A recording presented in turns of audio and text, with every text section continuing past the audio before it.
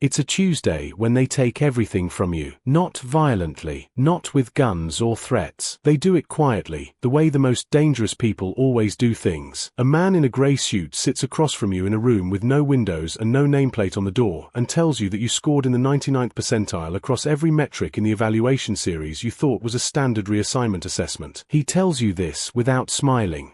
He slides a single sheet of paper across the table. There is no letterhead. No seal. No unit designation. Just a number at the top, a set of coordinates at the bottom, and a line in the middle that reads, "Signature indicates full voluntary transfer and permanent waiver of all prior service records." You look at him. He looks back. He doesn't say anything else. You sign it. You will spend a long time thinking about why you did that so quickly. Rank 1. The coordinates take you to a facility that doesn't appear on any map you've ever been issued. It's somewhere in the high desert. You know that much from the drive, the altitude, the dry cold that cuts through your jacket at 0400 when a van drops you and 11 other people at a chain-link gate with no markings. A man in civilian clothes counts you silently, turns, and walks. You follow. No one introduces themselves. No one asks your name. For the first 4 days, you don't sleep. You aren't told why. You're given tasks, navigation problems, language exercises, stress interviews conducted in 3 languages simultaneously, cold water holds, sleep deprivation protocols that cycle without logic or warning. The point isn't performance. You understand that slowly. The point is observation. They aren't testing what you can do. They're watching what you become when the scaffolding comes down. On day 6, 2 people from your intake group disappear. No announcement. Their bunks are empty at Rivali. Nobody mentions it. You learn quickly. Asking questions is not forbidden. It's simply pointless. No one will answer you. Not because the information is classified. Because in this unit, information is given on a need-to-know basis that is so fine-grained it sometimes means you are told nothing for days at a time and expected to function regardless. This, you come to understand, is the first real test. Can you operate inside a vacuum of context and still make correct decisions? Most people can't. By the end of week 3, your intake group has gone from 12 to 5. Nobody explains the attrition. You don't ask. You notice things instead: who leaves voluntarily, who is removed, what behavioral pattern preceded each departure. You file this away. You file everything away now. This is the other thing the selection is teaching you: total, relentless pattern recognition, applied without emotion. On day 28, a different man sits across from you. He has no rank insignia. No name. He says 6 words to you: you passed. Don't celebrate. Move on. You don't feel pride. You feel, for the first time, something closer to unease. Because you realize you've just qualified for something you still don't fully understand, and the fact that it excites you says more about who you're becoming than who you were. Rank 2. Your first operation has no name. It has a number. You're never given the full picture. You're given your piece of it, which is to enter a specific building in a city whose name you're told once and never again, access a specific room on the 3rd floor, photograph the contents of a specific drawer, and leave. The whole thing should take 11 minutes. You have a 12-minute window before a scheduled patrol cycle resumes. You do it in 9.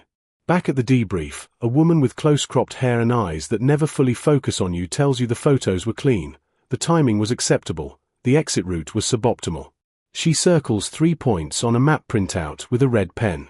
You study them. She doesn't explain. She doesn't need to. You already know what she means. Again next week, she says. Different city. This is your life now. Different city. Different building. Different drawer. The targets are never explained to you. The intelligence is never shared downstream. You are an instrument being applied to a problem you cannot see in full, and this is entirely by design. The unit operates on a cellular structure so rigid that even laterally, people at your same rank, you know almost nothing about what anyone else is doing. You share a facility, but not a mission. You share meals, but not information. The money is extraordinary. It appears in an account you access through a system you were given on day 1 of rank 2, a phone-sized device with no brand markings, a rotating authentication code, and a balance that refreshes monthly. No pay stubs. No tax records. No paper trail. Just numbers that grow, quietly, in a place that doesn't officially exist. You send some of it home. You don't explain where it's from. Your family stops asking. 6 months into Rank 2, you are sent to a country your government is publicly declaring a non-intervention zone. You are there for 9 days. You don't carry identification. Your cover is so shallow it would not survive a 10-minute customs interrogation, but you are never interrogated because you move through channels that customs has already been told not to inspect. When you return, there is no debrief. A note on your bunk says, "Satisfactory. Next rotation, 14 days. You stare at it for a moment. You try to remember the last time you had a conversation with someone who didn't know exactly what you were. You can't place it. The line between the person you were before and the person you are now has gone soft and blurred, like a photograph left in the sun too long. You sleep for 12 hours. When you wake up, you start preparing for the next rotation. Rank 3. The promotion doesn't come as an announcement. It comes as a change in what you're asked to do. Suddenly you're not just executing tasks. You're handling people. Your first asset is a mid-level government official in a country with significant regional instability. You are not told why this person matters. You are told what they know, what they want, and what pressure points are available. Your job is to build a relationship over 8 weeks that produces voluntary intelligence sharing. Not coercion. Not blackmail. Genuine trust, manufactured with surgical precision. This is when you discover something uncomfortable about yourself. You're good at it. You have dinner with this person 4 times. You learn about their family, their fears, the political pressures slowly compressing their career, the chronic lower back pain they manage with too much whiskey. You use all of it. Not cruelly, that's what you tell yourself. Strategically. You find the frequency they're broadcasting on and you match it, perfectly, and by week 6 they are telling you things they have never told anyone, because they believe, genuinely believe, that you are their friend. You file clean reports. Your handler notes your performance is exceptional. You don't feel exceptional. You feel like a door has opened inside you that you can't figure out how to close. At Rank 3 you also begin to understand the unit's actual architecture. Not fully, never fully, but in pieces.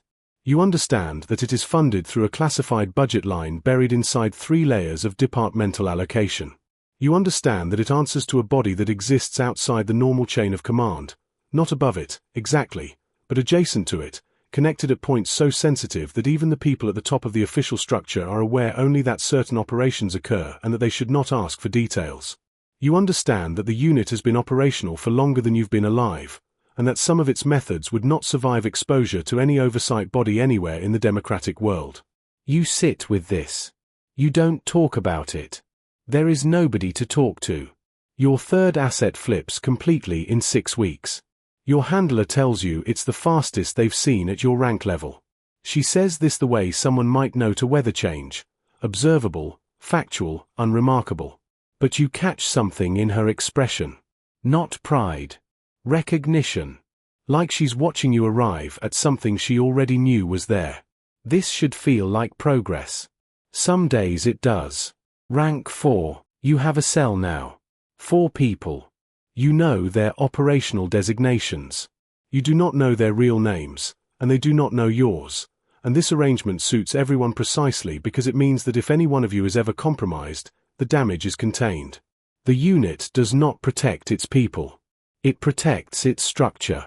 These are different things, and by rank 4 you have stopped confusing them.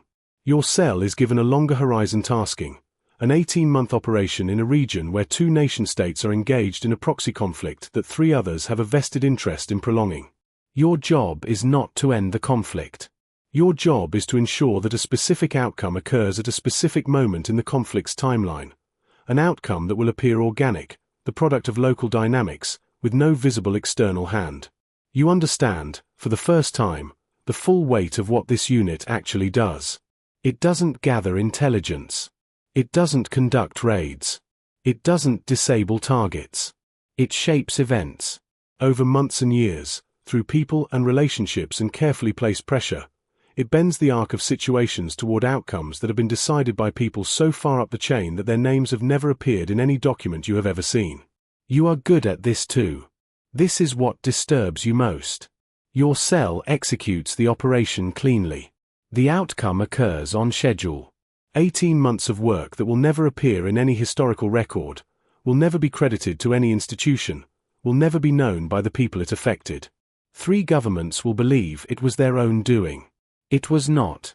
At the debrief, your handler, a new one now, older, with a stillness that suggests he has been at this for a very long time, tells you that rank 5 consideration is open. He says this without effect. He adds one thing: before you decide, understand that rank 5 is not a promotion in any conventional sense. It is a permanent assignment. There is no subsequent rank. There is no retirement track. There are people at rank 5 who have been at rank 5 for 20 years. You ask what happens if you decline. He looks at you.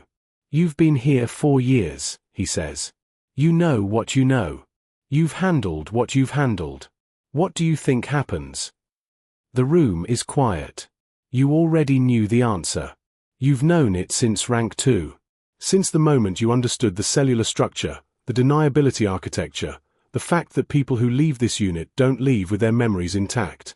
Not surgically, nothing so dramatic. Just quietly. Reassignments to obscure postings. Medical discharges. New identities.